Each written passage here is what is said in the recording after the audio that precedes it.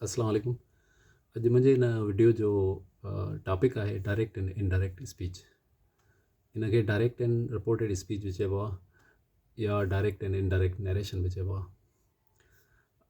हर लेवल जे इम्तिहान में टेस्ट में तकरीबन अहिड़े क़िस्म जा जुमिला ईंदा आहिनि, चेंज द नरेशन या चेंज इनटू डायरेक्ट या चेंज इनटू इनडायरेक्ट नरेशन।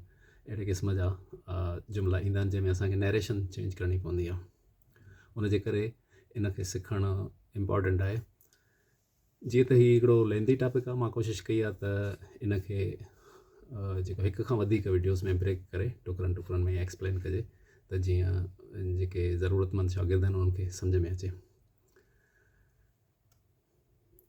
फ़र्ज़ु कयो त तव्हांखे स्कूल में या क्लास में तारीफ़ कंदे उस्ताद चवे थो यू आर वेरी गुड। हाणे तव्हां इहा ॻाल्हि कंहिं ॿिए माण्हू खे ॿुधाइणु चाहियो था या पंहिंजे वालिद साहब खे ॿुधाइणु चाहियो था त उस्ताद मुंहिंजी स्कूल में तारीफ़ कई, मूंखे चयो यू आर वेरी गुड। हाणे इन खे ॿुधाइण जे लाइ कंहिंजी कयल ॻाल्हि खे ॿिए माण्हू वटि रिपोर्ट करण लाइ उनखे ॿुधाइण जे लाइ असां वटि ॿ तरीक़ा आहिनि। हिकिड़ो तरीक़ो आहे त उनजा चयल एग्ज़ैक्ट लफ़्ज़ without any change, same to same लफ़्ज़ जेके आहिनि उहे असां अॻिले खे चई ॿुधायूं। एग्ज़ाम्पल इहो आहे the teacher said to me you are very good. हाणे इहो तरीक़ो जेको साॻिया लफ़्ज़ कंहिं बि स्पीकर जा चयल साॻिया लफ़्ज़ असां कंहिं ॿिए हंधि ॿुधायूं था, कंहिं ॿिए खे ॿुधायूं था, उन तरीक़े खे डायरेक्ट स्पीच चइबो आहे। ॿियो तरीक़ो आहे त उन लफ़्ज़नि जी माना उन स्पीकर जी जंहिं चया लफ़्ज़ जंहिं ॻाल्हायो उन जा लफ़्ज़ without any change of meaning, उन जी असुल माना सां उनखे साॻे ई सूरत में पर पंहिंजे लफ़्ज़नि में बयानु कयो वञे। एग्ज़ाम्पल आहे the teacher told me that I was very good. इन तरीक़े खे इनडायरेक्ट स्पीच चइबो आहे। डायरेक्ट जो एग्ज़ाम्पल आहे teacher said to me you are very good, ऐं इनडायरेक्ट इहो जुमिलो थी वेंदो teacher said to me I was very good. हाणे हिन में यादि रखण जी ॻाल्हि इहा आहे, डायरेक्ट स्पीच में जुमिले जा ॿ हिसा आहिनि। टीचर सेड टू मी हिकिड़ो हिसो आहे टीचर सेड टू मी, ॿियो हिसो आहे यू आर वेरी गुड। हिन में असां गौर सां ॾिसंदासीं त जेको पहिरियों हिसो आहे उन ऐं ॿिए हिसे खे हिकु कामा जुदा करे थी, यानी ॿिन्ही जे विच में हिकिड़ी कामा आहे। पहिरियों हिसो जेको आहे टीचर सेड टू मी, इनखे चइजे थो रिपोर्टिंग वर्ब या रिपोर्टिंग क्लॉज चई सघिजे थो। ॿियो हिसो जेको आहे यू आर वेरी गुड, इनखे चइजे थो रिपोर्टेड वर्ब। हिकिड़ो हिसो आहे रिपोर्टिंग वर्ब ऐं ॿियो हिसो आहे रिपोर्टेड वर्ब। ही डायरेक्ट स्पीच जो जुमिलो आहे। हाणे रिपोर्टिंग वर्ब जे एंड में कामा अचे थी ऐं जेको रिपोर्टेड वर्ब आहे यानी जेके चयल लफ़्ज़ आहिनि स्पीकर जा जिन खे असां कोट कयूं था, जिन खे असां रिपोर्ट कयूं था, उहे लफ़्ज़ इन्वर्टेड कामास में बनंदा आहिनि। ऐं रिपोर्टेड वर्ब जेको आहे उन जो स्टार्ट जेको आहे सो उहो कैपिटल लेटर सां आहे। जीअं हिते यू में वाए जेका कैपिटल आहे। ऐं इहे जेके इहो तरीक़ो जेको डायरेक्ट वारो यानी जेके एग्ज़ैक्ट वर्ड्स आहिनि स्पीकर जा उहे हिन में इस्तेमालु थियल आहिनि।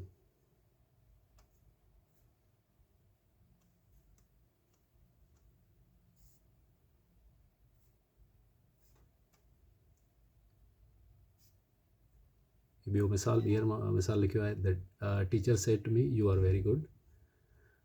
हाणे हिनखे गौर सां ॾिसंदासीं ऐं जेको इनडायरेक्ट स्पीच जो जेको जुमिलो आहे उनखे बि गौर सां ॾिसंदासीं त उन में कहिड़ो डिफरेंस आहे।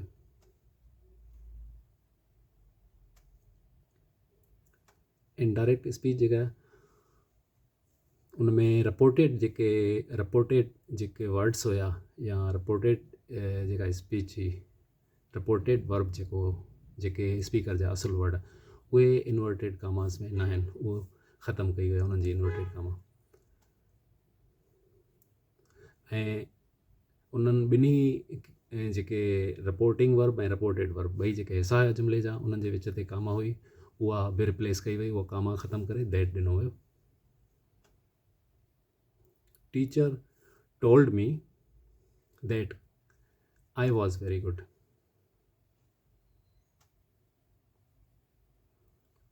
हाणे वर्ड जेको सैड हुयो उहो बि चेंज थियो, सैड जी जॻह ते टोल्ड लॻो। प्रोनाउन जेको डायरेक्ट स्पीच में यू यूज़ थियल हुयो, teacher said to me you are very good, जेको डायरेक्ट स्पीच जो जुमिलो हुयो उहो उन जे जॾहिं असां चेंज कयोसीं इनडायरेक्ट में त उहो यू जी जॻह ते आए अची वियो।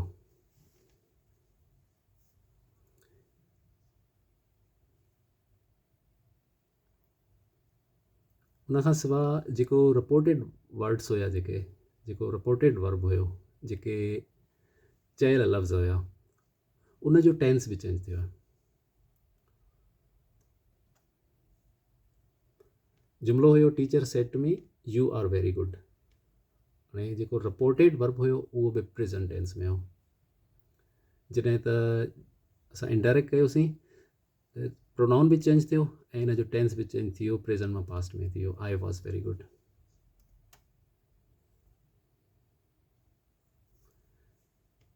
Teacher said to me you are very good ऐं इनडायरेक्ट थी वियो teacher told me that I was very good.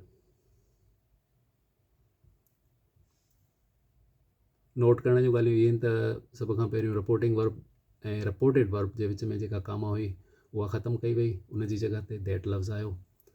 ऐं रिपोर्टेड वर्ब में जेके एक्चुअल जेके वर्ड्स हुया, रिपोर्टेड वर्ब जे शुरू में जेको कैपिटल लेटर उहो बि ख़तमु कयो वियो ऐं प्रोनाउन बि चेंज थी वियो।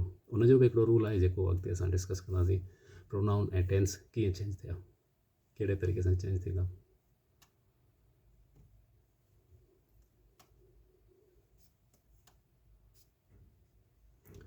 हाणे असां गौर कंदासीं त टेंस कहिड़े तरह चेंज थींदो डायरेक्ट खां इनडायरेक्ट स्पीच में चेंज करण जे लाइ। जेकॾहिं रिपोर्टिंग क्लास या रिपोर्टिंग वर्ब जेको आहे डायरेक्ट स्पीच जो उहो प्रेज़ेंट टेंस में आहे त रिपोर्टेड वर्ब इनडायरेक्ट स्पीच में अनचेंज रहंदो, उनजो टेंस जेको आहे अनचेंज रहंदो। If the reporting verb in direct speech is in present tense, the tense in reported verb remains unchanged in indirect speech.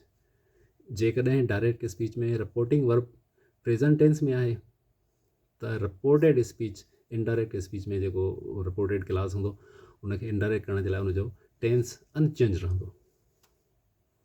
मिसाल तौरु डायरेक्ट स्पीच जो जुमिलो आहे Javed says I am a poor student.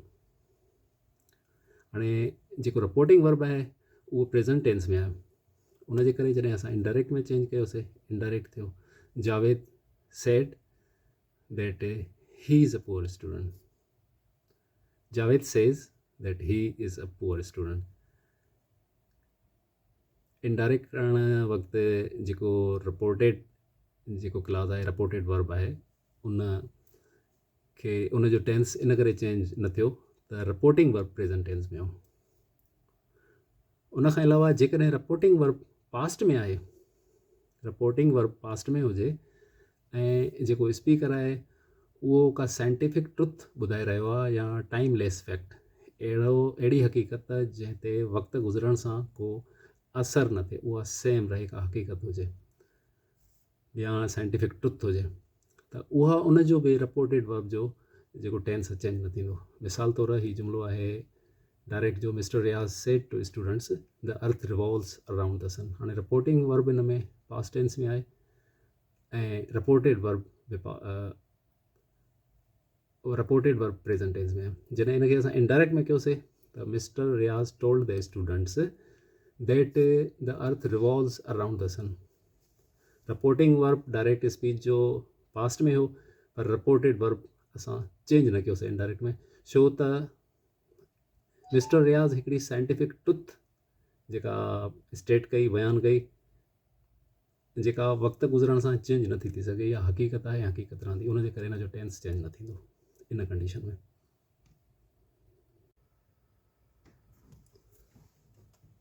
इन खां अलावा जेकॾहिं रिपोर्टिंग क्लास पास्ट टेंस में आहे या रिपोर्टिंग वर्ब जंहिंखे चऊं था असां, रिपोर्टिंग वर्ब या रिपोर्टिंग क्लास कुझु बि चयोसि, जेकॾहिं पास्ट में आहे ऐं रिपोर्टेड क्लास प्रेज़ेंट टेंस में आहे या कंहिं ॿिए टेंस में आहे त पोइ उनखे इनडायरेक्ट में चेंज करण जे लाइ रिपोर्टेड जेको क्लास आहे, रिपोर्टेड जेको वर्ब आहे, उन में इनडायरेक्ट में चेंज करण वक़्तु टेंस जूं चेंजिस आणणियूं पवंदियूं असांखे। उनजो कुझु रूल आहिनि उनजा, उन तहत उहे टेंस चेंज थींदो उनजो, बशर्ते हिकु रिपोर्टिंग वर्ब जेको आहे उहो पास्ट में हुजे ऐं मथे ज़िक्र कयल जेके शर्त आहिनि उन सां लागू न हुजनि, जीअं टाइमलेस फैक्ट न हुजे या साइंटिफिक ट्रुथ बयानु कयल न हुजे, त पोइ टेंस चेंज थींदो। डायरेक्ट जुमिलो आहे, she said to the teacher students are playing in the class. हाणे रिपोर्टिंग वर्ब प्रेज़ेंट टेंस में आहे ऐं रिपोर्टेड वर्ब जेको आहे उहो पास्ट टेंस उहो प्रेज़ेंट कंटिन्यूस में आहे। रिपोर्टिंग वर्ब पास्ट सिंपल में आहे ऐं रिपोर्टेड वर्ब जेको आहे उहो प्रेज़ेंट सिंपल में आहे, प्रेज़ेंट कंटिन्यूस में आहे, सॉरी। इनडायरेक्ट करण जे लाइ, she told the teacher that students were playing in the class. Tense कहिड़ो चेंज थियो? रिपोर्टेड वर्ब जेको उहो इनडायरेक्ट स्पीच में प्रेज़ेंट कंटिन्यूस मां पास्ट कंटिन्यूस में चेंज थी वियो, छो त रिपोर्टिंग वर्ब पास्ट टेंस में हो। Change of tenses, direct speech में प्रेज़ेंट सिंपल टेंस जेको रिपोर्टेड क्लास जो आहे, I never eat meat, he explained. Indirect में, he explained that he never ate meat. He never ate meat. हाणे reported verb in में past में change थी वियो, I never eat meat सां चेंज थी वियो he never ate meat। Present continuous मां जुमिलो आहे, I am waiting for N, he said। Past continuous में चेंज थी वेंदो, he said that he was waiting for N। Present perfect जो जुमिलो आहे, I have found a job, he said। Past perfect में change थी वेंदो, he said that he had found a job। Present perfect continuous, he said I have been waiting for ages। Past perfect continuous में change थींदो ऐं जुमिलो थींदो, he said that he had been waiting for ages। Simple past perfect में change थींदो, जुमिलो आहे, I took it home with me, she said। या she said अॻु में बि रखी सघूं था असां, रिपोर्टिंग वर्ब अॻु में बि रखी सघिजे थो ऐं पछाड़ी में बि रखी सघिजे थो। she said I took it home with me। Past perfect में चेंज थींदो, she said that she had taken it home with her।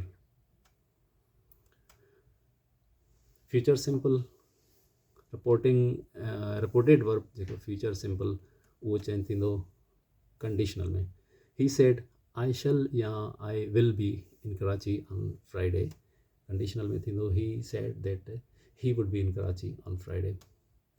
Future continuous जेको आहे उहो कंडीशनल कंटिन्यूस में चेंज थींदो, I will be या shall be visiting countryside on first का बि तारीख़ 1 जनवरी। I shall be visiting countryside on 1st January, she said। She said that she would be visiting countryside on 1st January। इहे tense जूं changes आहिनि जेके direct खां indirect करण में असांखे नज़र में रखणियूं आहिनि ऐं उनमें जिते टेंस चेंज न थींदो उहे शर्त बि असांखे ध्यान में रखणा आहिनि।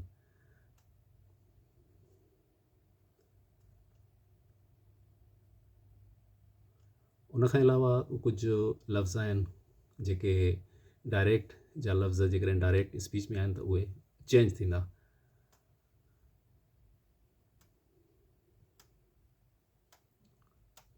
नाउ चेंज थींदो देन में, this is changed into that, these is changed into those, hither is changed into thither, here is changed into there, hence is changed into thence. Thus is changed into so. Today is changed into that day. Tomorrow is changed into the next day. Yesterday is changed into the previous day. Last night is changed into the previous night. ये लफ्ज़ जेके असांखे by heart यादि रखणा आहिनि direct खां indirect change करण में. इन खां अलावा जेके ॿिया कुझु शर्त आहिनि, इन में जेके रूल्स आहिनि उहे, ऐं प्लस में जेका कुझु प्रैक्टिस जा जुमिला, उहे असां नेक्स्ट वीडियो में शेयर कंदासीं.